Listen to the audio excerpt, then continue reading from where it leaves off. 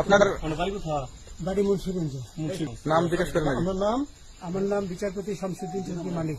বিচারপতি শামসুদ্দিন মানিক। মানিককে হাইকোর্টের যে কয়েকদিন আগে একটা উপস্থাপন করছো চ্যানেল আইসি মানিককে চ্যানেলকে হ্যাঁ হ্যাঁ, সেই মানিক আমার নাম হলো বিচারপতি মানিক, বাড়ি মুন্সিগঞ্জ। আপনার পিতার নাম? পিতার নাম মরহুম আব্দুল হাকিম চৌধুরী। আব্দুল হাকিম চৌধুরী। গুড। জি। আপনি এই যে পালাইতেছেন কেন বলেন? ভয়ে পালাইতেছি। কার বইয়ে?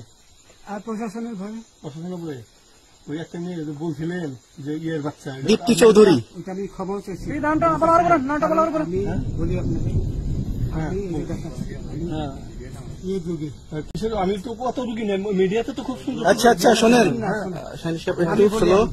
আপনার কাছে এই মুহূর্তে এরা যখন ধরছে আমাদের প্রতিনিধি কি কি ছিল সাথে? আমার সাথে কি কি ছিল এটা বলেন। আমার সাথে ছিল ব্রিটিশ পাসপোর্ট, হ্যাঁ, বাংলা পাসপোর্ট, বাংলা পাসপোর্ট, টাকা টাকা, আর কটা ই কার্ড, ডেবিট কার্ড আর ই কার্ড, কি বলে?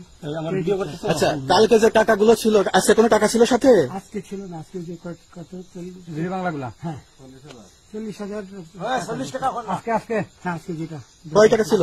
দেখেনি 40,000 টাকা ছিল। কালকে যে দুজন টাকা নিছে ওদের কাছে কত টাকা ছিল? 60-70 মতো 60-70 লাখ। আচ্ছা 60-70 লাখ। আচ্ছা ওরা নিয়ে গেছে। নিয়ে গেছে। নিয়ে গেছে নৌকালাও সাথে নিয়ে নিছে? হ্যাঁ। নৌকালা এবং ওই লোক দুইজন সাথে একসাথে নিছে? না, ওই দুই ছোকরা নিয়েছে। নৌকালা কেউ আছে? হ্যাঁ, রাজু না, কেউ ছিল না। আচ্ছা, 60-70 লাখ।